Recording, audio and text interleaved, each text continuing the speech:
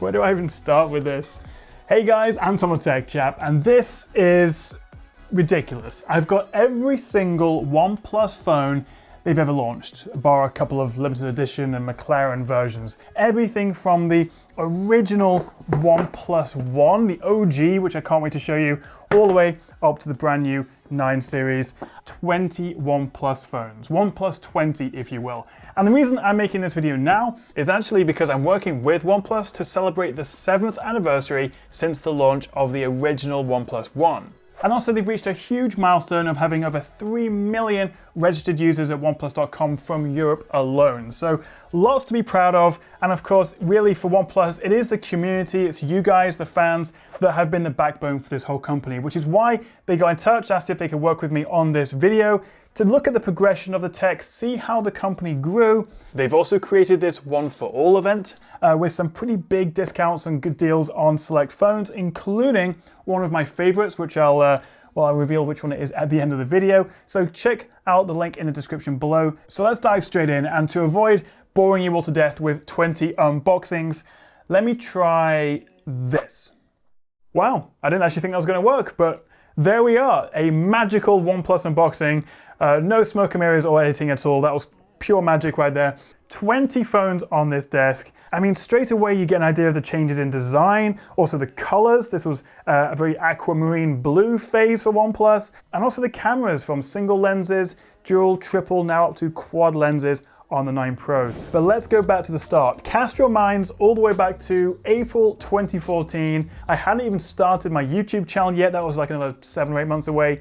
And that's when the OnePlus One launched. And I remember the hype being crazy around this at the time, with this new startup company launching what they were calling this flagship killer phone. And considering this cost just £229 or $299, it was pretty revolutionary actually, because the Galaxy S5 cost £600, so over twice as much, but we got a lot of the similar specs, including the same Snapdragon 801 processor, which really puts into perspective just how good value these OnePlus phones were, and also how much more expensive phones have got since then.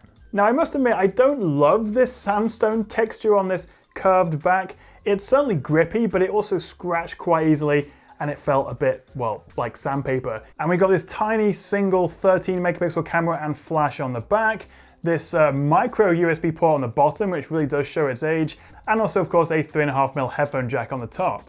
But the highlight really was this big 5.5-inch screen. It is LCD rather than OLED like we got on the S5, but in most respects they were neck and neck. But I'm sure you guys would agree that the other standout for OnePlus, aside from their really good value, is the software. And while the first OnePlus One actually ran on CyanogenMod, which is a developer-friendly version of Android, and it was actually really lovely to use. And unlike a lot of phones at the time, and still to this day, there wasn't any annoying bloatware or heavy UI on top. It was just slick, fast, lightweight. But actually, it wasn't just the phone itself that made the OnePlus One special. It was also one of the most special launches in history, as you actually had to have a personalized invite code to buy one.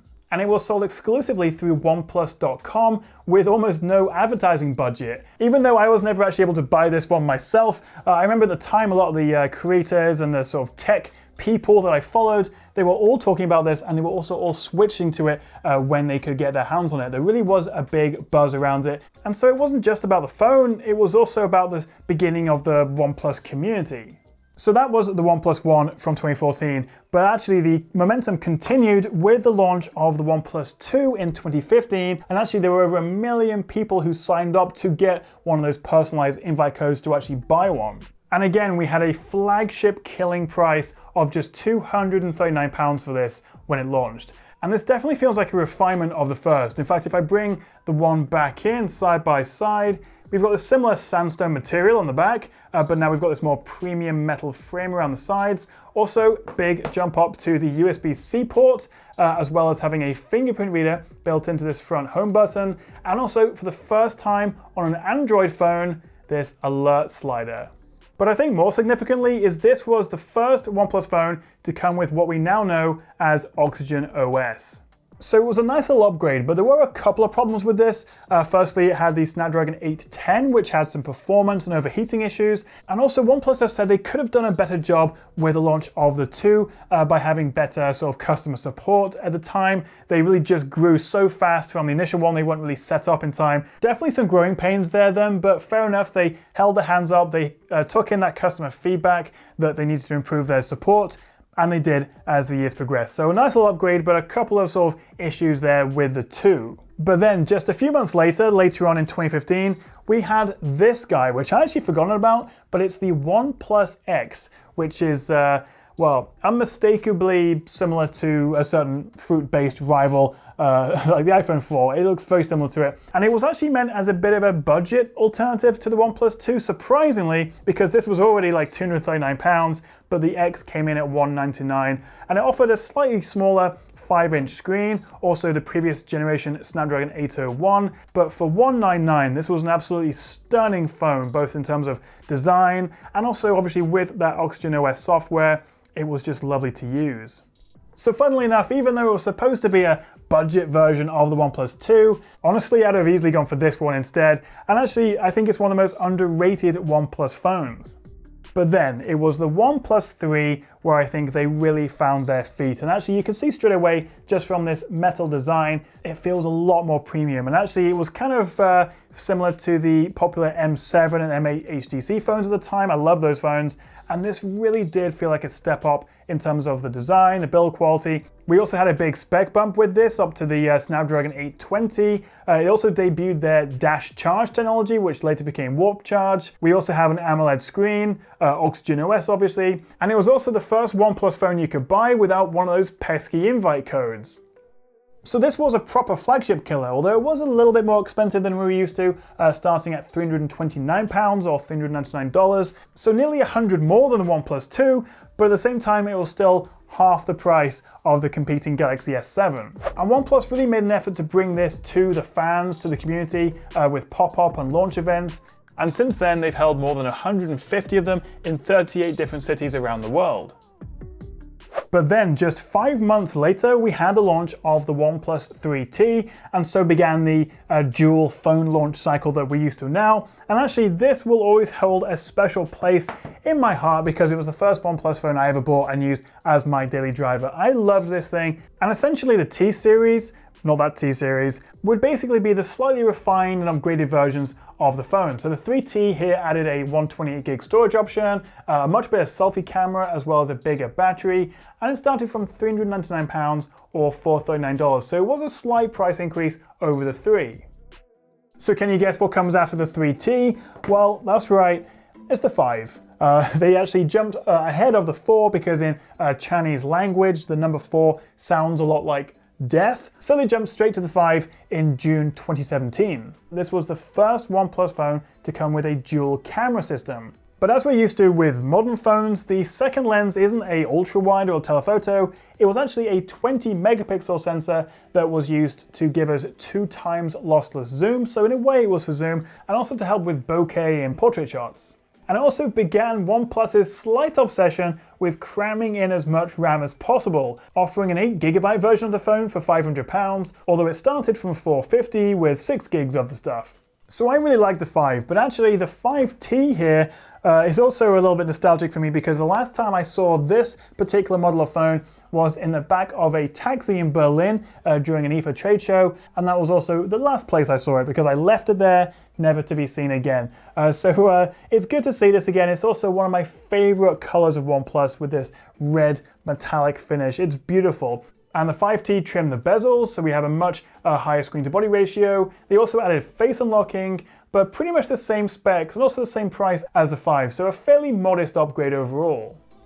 And around this time, they also opened their OnePlus Lab, where community members could come in and try the phones a little bit early and create sort of unbiased reviews, and again, give feedback to OnePlus. But then, fast forward to May 2018, and we had this guy, the OnePlus 6, which actually was incredibly popular. I think they sold like 1 million units of this in the first month. But the biggest controversy with this was the notch. Not everyone was a fan of it, although you can see that they really did trim the bezels, and it meant they could squeeze in a much bigger and also a taller screen into a similar form factor. And it was also the first time since the OnePlus X that we had an all-glass body on a OnePlus. But then, like clockwork, 6 months later, we had the OnePlus 6T, and actually at the time, this was the best and the fastest selling OnePlus. And with this, we got an even smaller teardrop notch, as well as an improved camera, a much bigger battery, and also the first time on a OnePlus, an in-screen optical fingerprint reader. But sadly, this was also the first OnePlus phone that didn't come with a headphone jack. Although the 6T series was also the first time we saw a McLaren edition with their signature papaya orange color accents, and also a bump up to a frankly ludicrous 10 gigabytes of RAM with a massive 256 gigs of storage. So now we're up to the 7 series, and this is where things get really interesting because it's the first time they start launching 2 phones at the same time. But the 7 Pro here was the first OnePlus to cost over $700, but the point was that you now had options. You could go for a upper mid-range phone for a little bit less money, or a proper flagship rival, which included this very nifty pop-up camera at the top here. So we had an entirely bezel-less screen, which was also curved, by the way, whereas the standard 7 is actually a flat screen, which I know a lot of people did prefer as well. We also had a much smoother 90 Hz refresh rate, the first time we had a high refresh on a OnePlus, plus a Quad HD resolution, and also this triple lens camera setup. But actually, I think most significantly is that there was a 5G model of this, which was actually the very first 5G supported phone to launch in the UK. So the 7 Pro was actually quite a big upgrade for OnePlus, but then we move on to September 2019 with the refreshed 7T and 7T Pro. And I remember when I reviewed this because I really felt that the cheaper 7T stood out because it brought over the matte frosted glass body from the 7 Pro, and also the 90 Hz refresh and the triple lens camera into this new nifty round camera module. And so it had pretty much everything you needed for a still reasonable £550 or $600. So I think for me, the 7T is a real highlight. Whereas the Pro was a little bit bigger with beefier specs, we still had the pop-up selfie camera and also improved camera sensors, but in my book, it didn't really justify the £150 price premium over the 7T. Which brings us to the year that I think most of us would rather forget, 2020, and just as the world was shutting down, we had the launch of these two, the 8 and the 8 Pro. And this was the first time on the standard model, so the 8, that we had 5G support. We also had a bigger battery and also wireless charging for the first time. And also, as you can see, we had the transition away from the notch to the hole punch selfie camera. The 8 Pro went further with a 120 Hz Quad HD screen. We also had official IP water resistance for the first time, and a new camera lens setup, which included this photochrome color filter, which ended up causing OnePlus a bit of a headache, as it turned out it could actually see through certain materials, like some plastics, and even clothes in some cases. Although an update quickly disabled this. But as well as the 2 new phones, last year also saw the launch of OnePlus's Idea campaign where, again, members of the community, literally you guys, could submit ideas for new software features and improvements, which would then be voted on, and then where possible, actually integrated into the phones. So again, another good example of OnePlus actually listening to consumer feedback. So far so good then, but actually it's this next phone which really stood out for me, and I think even now is one of my favorite OnePluses of all time. It is the Oneplus Nord. It came out last summer for a much more affordable £379 or $399. And with this, they really did go back to their roots, or their true north, hence the name Nord, with a good, affordable phone. We missed out on some of the flagship specs, but the mid-range 5G-enabled Snapdragon 765G is more than fast enough for most of us, and paired with the lovely 90 Hz screen, this quad lens camera setup on the back, and also these dual selfie cameras up front, including an ultra-wide lens, this really had everything you needed. Now, this didn't come out that long ago, and given some price reductions that we've seen on this, it's still a pretty competitive budget phone, and it's also one of the phones featured in the sale right now. So if you fancy yourself an even cheaper Nord, then click the link below. OnePlus really have made a lot of phones in 7 years, but then came the OnePlus 8T, although bizarrely, no 8T Pro. So at this point, you could choose between the 8 Pro, then the 8T, or the OnePlus Nord. So you had options at all different price ranges. And the 8T clearly took some design inspiration from the Nord, but I think this one did struggle to stand out a little bit, although we did get Warp Charge 65, a bigger battery, and a 120 Hz screen. But this really was a good all-round phone, and actually still pretty good value at £550 So as we've been going, the prices have been obviously getting higher as well to meet with inflation, and also because they just wanted to produce better phones and also offer better support, and these things cost money. But towards, well, in the last couple of years or so, they really have put more effort into giving us more affordable options, starting with the Nord, which I still think is great, but then phones like the Oneplus Nord N10, which I have here, and also the even cheaper N100. And the N10 here cost just £329 when it launched, which was $50 less than the regular Nord, and it also made it one of the cheapest 5G phones you could buy. Obviously the camera and the specs were appropriately cut down, but it still had a 90Hz screen, and with the slick Oxygen OS software, it's lovely to use. Crikey, that's a lot of phones, but that brings us to, well, right now with the latest OnePlus 9 series. If you haven't already watched my full review and comparison of these, check it out after this video. And these two bring a whole host of upgrades, but the highlight really is the partnership with Hasselblad. OnePlus know that they've consistently offered good, but never quite the best cameras on the market. And while this is just the start of a 3-year deal, and with the 9 series we're getting software and color optimizations, it's going to be really exciting to see where this partnership goes with upcoming phones. Although personally, between the two, I would probably go with the standard OnePlus 9, which costs £629. It's still very good value, and while the Pro gets Quad HD, a slightly better main camera sensor with OIS, and a telephoto lens, I still think this is the best bang for buck. And breathe.